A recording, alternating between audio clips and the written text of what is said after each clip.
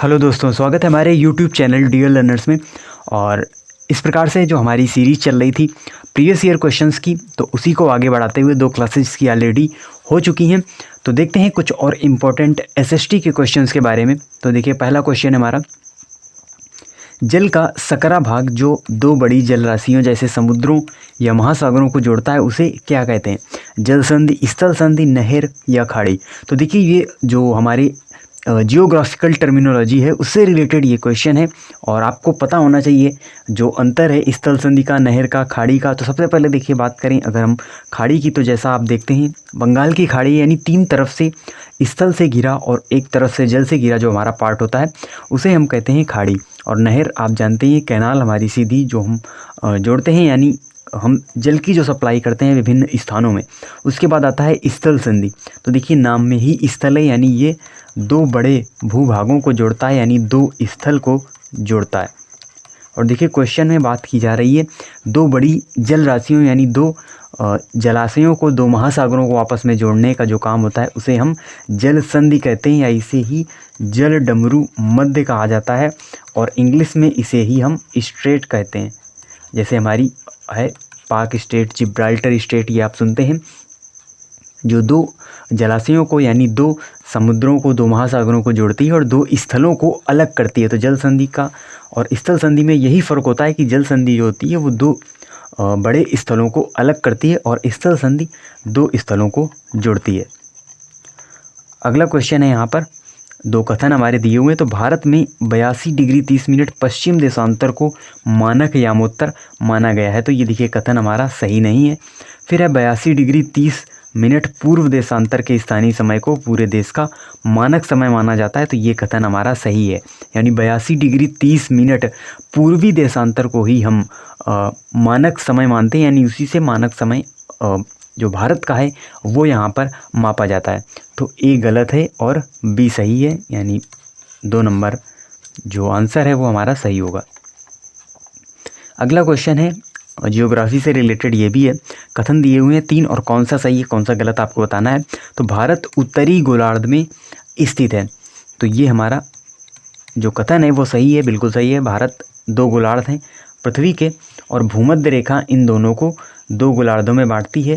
तो देखिए, जो भारत से है कर्क रेखा होकर गुजरती है, यानी भारत उत्तरी गोलार्ध में स्थित है, ना कि दक्षिणी गोलार्ध में। उसके बाद आता है कर्क रेखा देश के लगभग बीचों बीच से गुजरती है। तो ये भी बिल्कुल सही बात है। 8 राज्यों से जो हमारी कर्क रेखा है वो बीचों बीच से गुजरती है। उसके बाद आता है भारत की मुख्य भूमि का विस्तार 68 डिग्री 7 मिनट पूर्व से 97 डिग्री 25 मिनट पूर्व अक्षांशों के बीच है। तो ये हमारा जो कथन है ये यहाँ पर गलत हो जाएगा, यानी ए और बी सही है जबकि सी गलत है। ये यहाँ पर सही आंसर होगा।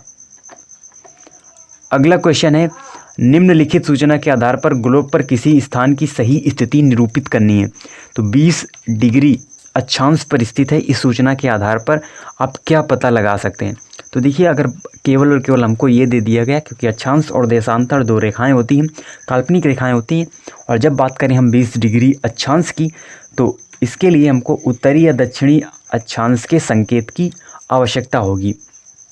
यानी देखिए, 20 डिग्री अक्षांश उत्तरी हो सकता है, 20 डिग्री अक्षांश यहाँ पर दक्षिणी हो सकता है।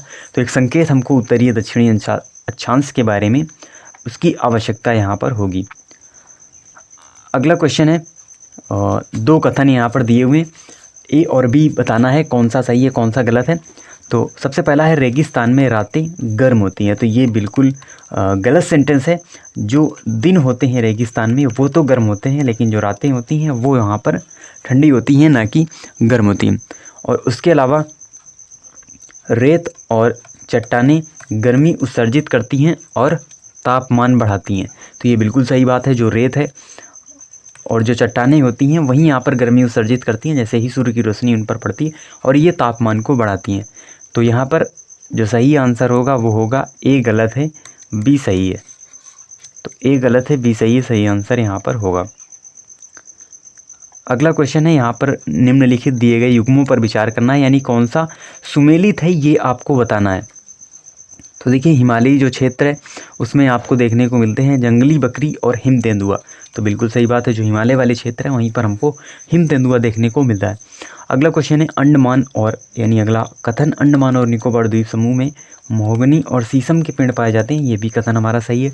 उसके बाद आता है गिर वन जो कि गुजरात में स्थित है और ये एशियाई शेरों के लिए फेमस है, तो ये भी हमारा कथन जो है वो सही है, यानी सही आंसर होगा ए बी सी तीनों। अगला क्वेश्चन है पारितंत्र के संतुलन को बनाए रखने के लिए सभी प्राणी अनिवार्य हैं। तो देखिए ये हमारी बात बिल्कुल सही है कि जो पारितंत्र है उसको बनाए रखने के लिए सभी प्राणी अनिवार्य हैं। जब सभी प्राणी होंगे तभी तो हमारा एक पारितंत्र बनेगा, इकोसिस्टम बनेगा। अगला जो कथन है जैवमंडल में सभी जीवित जातियां जीवित रहने के लिए एक दूसरे से परस्पर संबंधित और एक दूसरे पर आश्रित भी रहती हैं। जैसा हम देखते हैं जो हमारे यानी प्रथम उपभोक्ता होते हैं, फिर जो द्वितीयक उपभोक्ता होते हैं वो उन पर आश्रित, फिर जो उनके ऊपर होते हैं वो उन पर आश्रित रहते हैं। तो ये बिल्कुल आपस में परस्पर इनका संबंध रहता है। तो यहाँ पर ए और आर दोनों ही सही हैं और आर ए की सही व्याख्या भी करता है। अगला क्वेश्चन है इसमें भी दो कथन दिए हुए। तो सूर्य से आने वाली वह ऊर्जा जिसे पृथ्वी रोक लेती है उसे हम क्या कहते हैं, आतपन कहते हैं। तो यहाँ पर आपको ये बताना है यानी कौन सा कथन यहाँ पर सही है कौन सा गलत है। और उसके बाद आतपन की जो मात्रा है भूमध्य रेखा से ध्रुवों की ओर घटती है, बिल्कुल सही बात है, क्योंकि जो भूमध्य रेखा होगी वहाँ पर आपको जो आतपन है वो यहाँ पर ज़्यादा देखने को मिलेगा। यानी जो सोलर एनर्जी है, इंसोलेशन है, इसे इंग्लिश में हम इंसोलेशन कहते हैं, जिसे हिंदी में आतपन कहा जाता है। तो इंग्लिश में ये वर्ड थोड़ा सा सरल है आपके लिए समझ पाना। तो देखिए आतपन की मात्रा यहाँ पर इंसोलेशन का मतलब है जो सूर्य की हम ये कह लें जो ऊष्मा है सबसे ज़्यादा आपको भूमध्य रेखा में देखने को मिलती है। और जिस प्रकार से हम ध्रुवों की ओर जाएंगे तो वो घटती जाती है, क्योंकि ध्रुवों पर जो काफ़ी ज़्यादा जो ठंडी है वो हमको देखने को मिलती है। तो यहाँ पर ए और बी दोनों ही सही हैं, ए और बी दोनों सही हैं। अगला यहाँ पर क्वेश्चन है फिर एक बार आतपन के बारे में, इंसोलेशन से ही रिलेटेड है कि इंसोलेशन की मात्रा भूमध्य रेखा से ध्रुवों की ओर घटती है, तो पीछे ही हमने पढ़ा, यह भी हमारा सही है। और पृथ्वी का अक्ष सूर्य के चारों ओर परिक्रमण की समतल कक्षा से 66 सही 1/2 डिग्री का कोण बनाता है, जो विभिन्न अक्षांशों पर प्राप्त होने वाले आतपन की मात्रा को बहुत प्रभावित करता है। तो यहाँ पर यह भी हमारा सही आंसर होगा, यानी ए और आर दोनों सही हैं और आर ए की सही व्याख्या भी करता है। अगला क्वेश्चन है यहाँ पर मानवीय बस्तियों के लिए आदर्श बसाव के स्थान के चयन के लिए कौन सा उपयुक्त है, यानी कहाँ पर जो मानवीय बस्तियाँ हैं उनको हम बसा सकते हैं, उनके बसाव के लिए जो आदर्श स्थान है वो कौन सा यहाँ पर रहने वाला है। तो देखिए अनुकूल जलवायु, तो बिल्कुल सही, अनुकूल जलवायु होनी चाहिए, जल की उपलब्धता होनी चाहिए, उपयुक्त भूमि होनी चाहिए, लेकिन अनुपजाऊ मिट्टी नहीं होनी चाहिए, यानी ए बी और सी। तो सही आंसर होगा ए बी और सी। अगला क्वेश्चन है मृदा का निर्माण जैव पदार्थों, खनिजों तथा पृथ्वी पर पाई जाने वाली अपक्षयित चट्टानों से होता है। उसके अलावा तो ये बात हमारी जो है वो बिल्कुल सही है कि जो मृदा का निर्माण है जैव पदार्थों, खनिजों और पृथ्वी पर पाई जाने वाली चट्टानों से होता है, लेकिन स्थल रूप मृदा के प्रकार को निर्धारित नहीं करते। तो ये हमारा सेंटेंस गलत है, क्योंकि जो स्थल रूप होते हैं वो मृदा के प्रकार को निर्धारित करते हैं, यानी ए सही है और बी गलत है, यहाँ पर सही आंसर होगा। अगला क्वेश्चन है यहाँ पर निम्नलिखित में से कौन सी फसल कम उपजाऊ तथा बलुई मृदा में उगाई जा सकती है, यानी जो हमारी बलुई मृदा होगी, दोमट मृदा होगी और कम उपजाऊ होगी, उसमें भी इस फसल को उगाया जा सकता है। तो ये फसल है हमारी मिलेट की फसल। तो मिलेट देखिए इंग्लिश वर्ड है और इसको ही हिंदी में आपको दे दिया गया है, लेकिन इसकी जो हिंदी होती है वो होती है बाजरा की फसल। आप सभी लोग जानते होंगे जो कहीं ना कहीं गाँव से जुड़े हैं कि जो बाजरा की खेती होती है उसका यहाँ पर यानी ये कम उपजाऊ और बलुई मृदा में उगाई जा सकती है, और इसे ही इंग्लिश में हम क्या कहते हैं, मिलेट कहते हैं। अगला क्वेश्चन है किस क्षेत्र के जो बौद्ध और मुसलमान दोनों ही तिब्बत के राजकीय ग्रंथ केसर सागा की स्थानीय रूप से गाते हैं, यानी केसर सागा कहाँ का हम ये कह लें स्थानीय गान है या सॉन्ग है उसे हम कह सकते हैं। तो यहाँ पर सही आंसर होगा वो होगा लद्दाख। तो लद्दाख में ही जो बौद्ध धर्म से रिलेटेड लोग हैं या जो भी मुसलमान लोग हैं दोनों ही तिब्बत के राजकीय ग्रंथ केसर सागा के स्थानीय रूप से यानी उसे गाते हैं। अगला क्वेश्चन है यहाँ पर, निम्नलिखित में से क्या पंचायती राज से संबंधित है? तो पंचायती राज से कौन कौन रिलेटेड है चारों में? तो ग्राम सभा यहाँ पर रिलेटेड है, उसके बाद विधानसभा पंचायती राज से रिलेटेड नहीं है, पंचायत समिति रिलेटेड है और जिला परिषद रिलेटेड है। तो ग्राम सभा, पंचायत समिति और जिला परिषद ये यहाँ पर त्रिस्तरीय व्यवस्था है जिसका कॉन्सेप्ट दिया गया था बलवंत राय मेहता के द्वारा। त्रिस्तरीय संरचना की बात की गई थी जो कि पंचायती राज में यहाँ पर अपनाया गया है। और 73वां संविधान संशोधन और 74वां संविधान संशोधन के माध्यम से पंचायती राज और यहाँ पर जो नगर पालिकाएँ हैं उनको यहाँ पर जोड़ा गया। उसके अलावा अनुसूची 11 और 12 में भी इनसे रिलेटेड प्रावधान देखने को मिलते हैं। आर्टिकल कौन सा रिलेटेड है? तो ग्राम पंचायत से रिलेटेड जो आर्टिकल है वो है हमारा आर्टिकल 40। तो यहाँ पर सही होगा ए, सी और डी। सही आंसर होगा ए, सी और डी। अगला क्वेश्चन है यहाँ पर, राज्यसभा मुख्यतः देश के राज्यों के प्रतिनिधि के रूप में कार्य करती है। तो ये हमारा जो कथन है ये यहाँ पर बिल्कुल सही है। उसके बाद राज्यसभा कोई भी विधान और विधेयक बनाने का प्रस्ताव पेश नहीं कर सकती। बिल को कानून के रूप में लागू करने के लिए आवश्यक नहीं है कि उससे राज्यसभा की सहमति मिल चुकी हो। तो ये हमारा सेंटेंस गलत है, यानी ए सही है और बी गलत है। यहाँ पर सही आंसर होगा।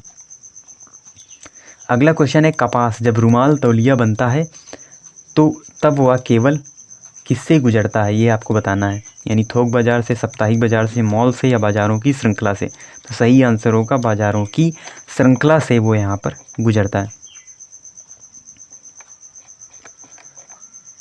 अगला क्वेश्चन है यहाँ पर, एक कथन दिया हुआ है बेसिकली, मैं यह विचार सहन नहीं कर सकता, जिस व्यक्ति के पास संपत्ति है वह वोट दे सकता है, लेकिन वह आदमी जिसके पास चरित्र है पर संपत्ति या शिक्षा नहीं वह वोट नहीं दे सकता। या जो दिन भर अपना पसीना बहाकर ईमानदारी से काम करता है वह वोट नहीं दे सकता क्योंकि उसने गरीब आदमी होने का गुनाह किया है। ये जो कथन है किसके द्वारा दिया गया था?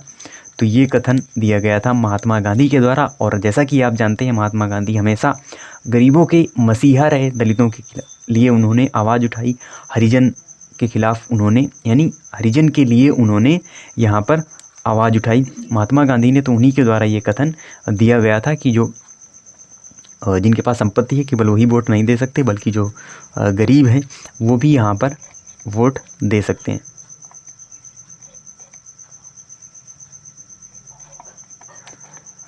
अगला क्वेश्चन है, निम्नलिखित में से किस मूल अधिकार में स्वस्थ पर्यावरण का अधिकार निहित है? यानी हमें स्वस्थ पर्यावरण मिलना चाहिए। ये जो अधिकार है ये किस मूल अधिकार में यहाँ पर निहित है? तो इसका सही आंसर होगा जीने का अधिकार।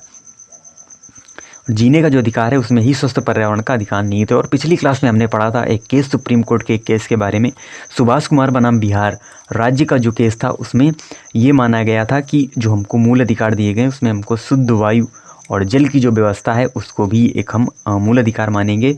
यानी एक स्वस्थ पर्यावरण का अधिकार भी जीने के अधिकार में ही हमको यहाँ पर मिलता है। अगला क्वेश्चन है, संविधान का उद्देश्य देश की राजनीतिक व्यवस्था तय करना होता है। तो बिल्कुल सही बात है, ये हमारा जो कथन है वो यहाँ पर सही है। लेकिन संविधान का उद्देश्य अपने देश के नागरिकों की सार्वजनिक और निजी जिंदगी को निर्देशित करना होता है, ये हमारा कथन सही नहीं है। तो यानी ए सही है, बी गलत है। तो ए सही है, बी गलत है, यहाँ पर सही आंसर होगा। अगला क्वेश्चन है, निम्न में से क्या दीवानी कानूनों के दायरे में नहीं आता? यानी चार में कौन सा ऐसा केस होगा जो यहाँ पर दीवानी कानूनों के दायरे में नहीं आता? तो यहाँ पर सही आंसर होगा दहेज के लिए औरतों को तंग करना। दहेज के लिए औरतों को तंग करना यहाँ पर दीवानी कानून के दायरे में नहीं आता। अगला क्वेश्चन है यहाँ पर, निम्न में से किस अनुच्छेद के आधार पर जाति आधारित भेदभाव के चलते एक दलित समुदाय का व्यक्ति न्यायालय में मुकदमा दायर कर सकता है? तो देखिए, किसी के यानी किसी के लिए किसी के खिलाफ जाति आधारित भेदभाव हुआ है और वो एक दलित समुदाय का व्यक्ति है। तो देखिए, इस सेंटेंस से आपको काफ़ी ज़्यादा मदद मिलने वाली है। दलित समुदाय का जो व्यक्ति है उसके साथ जाति आधारित भेदभाव हुआ है, तो लिंग, जाति आदि के आधार पर आप किसी से भेदभाव नहीं कर सकते। ये जो प्रावधान है ये एक मूल अधिकार है, और ये यहाँ पर आर्टिकल 15 में इसकी बात की गई है कि आप किसी से भी जाति, वंश, लिंग के आधार पर भेदभाव नहीं कर सकते। तो वो यानी न्यायालय में जो मुकदमा दायर कर सकता है वो अनुच्छेद 15 के हिसाब से कर सकता है। तो हमारा ऐसा ही हो गया। लेकिन यहाँ पर बात की गई है दलित समुदाय को, तो कहीं ना कहीं उसे जो यानी स्पर्श करने, जो दलित समुदाय के स्पर्श करने वाला जो मूल अधिकार है यानी अस्पृश्यता का जो अंत किया गया आर्टिकल 17 के अंतर्गत, यानी आर्टिकल 17 में किसकी बात की गई है? अस्पृश्यता का उन्मूलन, यानी छुआछूत का जो, यानी हम छुआछूत को दूर करें, उससे रिलेटेड प्रावधान दिया गया है आर्टिकल 17 में। यानी ये जो आप छुआछूत के खिलाफ यानी किसी से भेदभाव नहीं कर सकते कि वो आपको स्पर्श ना करे या किसी चीज़ को स्पर्श ना करे, जैसा कि दलित समुदाय के साथ हमको देखने को मिलता है। तो वो आर्टिकल 15 और साथ ही साथ आर्टिकल 17 के आधार पर, दोनों ही आधार पर यहाँ पर मुकदमा दायर कर सकता है। देखिए थोड़ा सा ये कंफ्यूजिंग क्वेश्चन है कि आप केवल और केवल यहाँ पर अगर जाति आधारित भेदभाव मानते हैं तो आर्टिकल 15 सही होगा, जिस पर जाति, लिंग और वंश के आधार पर जो बात की गई है किसी से भेदभाव से रिलेटेड, तो आप आर्टिकल 15 को सही कर सकते हैं। लेकिन वो दलित समुदाय का व्यक्ति है तो अस्पृश्यता का जो केस है वो भी उसके साथ यहाँ पर जुड़ा हुआ है। तो दोनों ही यहाँ पर ऑप्शन हमारे सही होंगे। तो ये हमारे इम्पोर्टेंट क्वेश्चन थे SST सेक्शन की। और देखिए 3 क्लासेज हमारी यहाँ पर हो चुकी हैं SST से रिलेटेड पेपर 2 के अंतर्गत।